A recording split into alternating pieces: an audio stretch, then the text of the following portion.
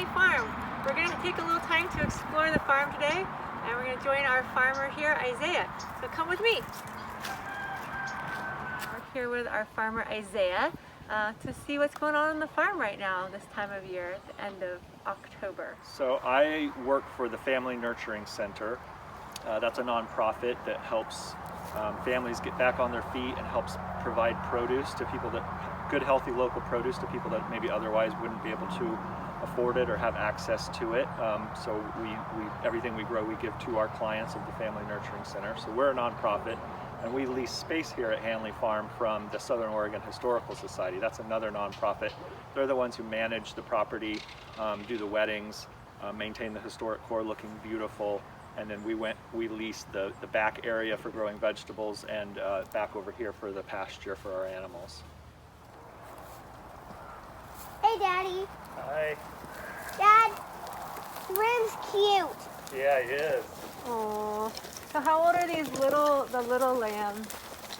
Some of the two littlest ones we have were born right when it was really smoky, right after the fires. We think maybe the fire and all the smoke actually induced the moms to have them a little bit early. Oh, wow. Because they seemed a little premature. So what was that? That was like mid-September. So they're about a month and a half old now. Why have alpacas in with the sheep? Because there's coyotes up on the hill, and so they...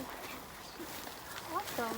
These are guard alpacas. And all of our sheep are hair sheep, so they just lose all of their hair, comes out naturally. We don't have to shear them. They don't make wool like a lot of other sheep, but we did have to have the alpacas trimmed a little bit ago, so they're still growing their coat out, and they always kind of look a little silly, but especially right after they got trimmed. So no wool from these sheep. Are they meat sheep? Yeah, they're just for meat. Yeah. So we feed them mostly the alfalfa. Sometimes we supplement. We pick up spent grains from Common Block Brewery. And when they're fresh, right after we get them, it's good to give them to the sheep. After a few days, though, they get a little yucky. And they stink. They stink like garbage. Yeah, they start smelling bad. And then, so that's a good supplement. And then we also feed them, produce that's maybe gone bad or isn't quite right from the farm. And especially this time of year, coming up, a bunch of pumpkins. They really like pumpkins quite a bit. So how many eggs do you get a day? Probably like 10 every day. Right now it's more like 4 a day. We used to get more. So we have about 15 hens left right now. They're just about 3 years old, and so their production's definitely declining. All chickens lay a little bit less in the late fall and in the winter, and most chickens lay a little bit less after their first 2 years. So what do they get to eat? We buy from the Grange, we buy just a commercial blended layer pellet. I think it's probably soy based, but also has corn in it. And they have that, they can eat as much of that as they want. And then we also give them, their treats again are like veggies from the farm. Again, the spent grains from the brewery, they can eat some of those. Another thing we found, kind of by accident, we were a little bit lazy and we let some of the spent grains sit around for a while, and it's kind of gross. A lot of people think it's gross, but the spent grains attracted a lot of flies, and then after the flies were there was a lot of maggots, or little fly larvae in the spent grains, and those chickens love eating those. It's really good protein for chickens. So we've actually intentionally left some of the barrels of spent grains around to grow larvae to feed to the chickens.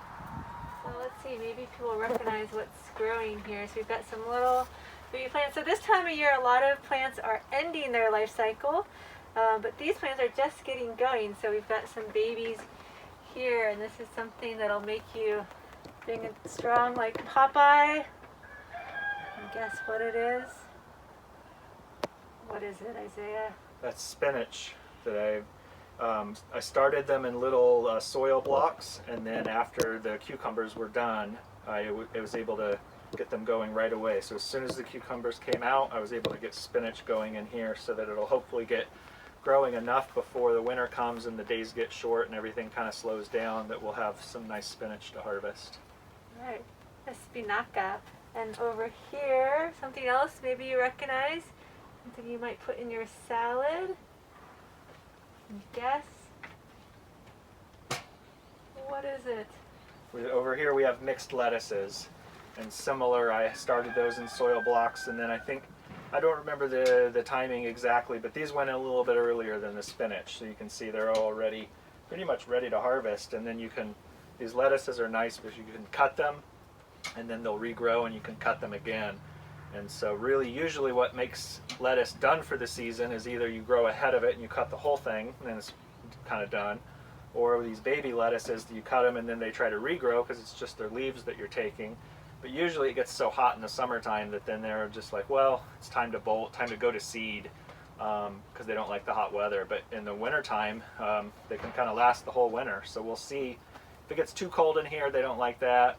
Sometimes in the winter you get bugs in your greenhouse. They don't really like that. But we'll see. This same lettuce might be here still in the spring. So in these rows, it looks like a lot of things that are just getting started.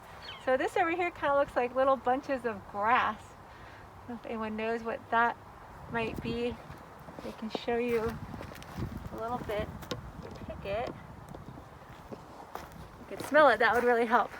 I don't know if you can see, but it's got hollow leaf. Makes a little tube. So Isaiah, what is this?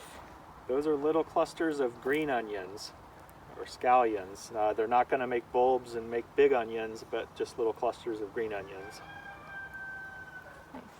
And then maybe we recognize this from similar to what's growing in the greenhouse. Anyone remember what that is? Lettuce. Lettuce. Yeah.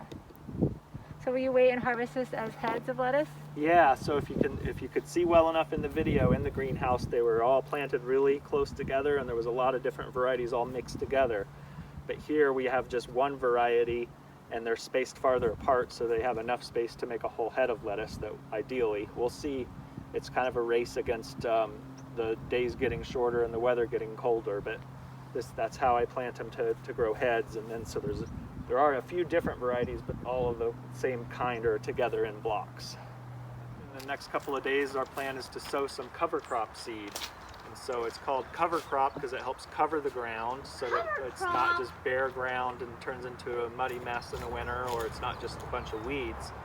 And then it's a crop that you're not growing to harvest, but you're growing to make the soil better. So it'll be a mixture of something to just kind of grow and give some structure, like some cereal grains like oats maybe, and then some things that are legumes that help fix nitrogen from the air into the soil for that, because the plants need that to grow. So that's usually like beans or peas or vetch or some other things like that. So yeah, we'll be sowing some cover crop. Hopefully it'll get started. It'll grow a little bit through the winter, and then in the spring it'll really take off, and then we'll mix it all into the soil, and it'll really help make the soil stronger and better for next year's crop of plants.